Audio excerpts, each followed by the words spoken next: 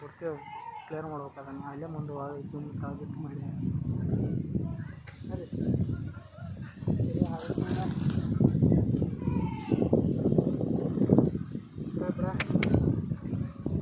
ಗಪ್ಪ ನಿನಗೇನು ತ್ರಾಸ ಆಗತೈತಿ ಏ ಗಪ್ಪ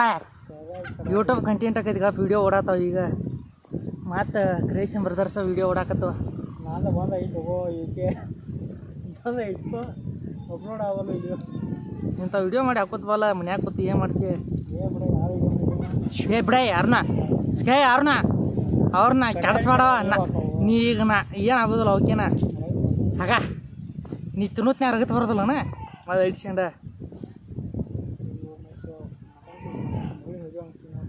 ಈ ಉಗಿಬಿಡು ಚು ನನ್ನ ನಾಯಕ ನೀವು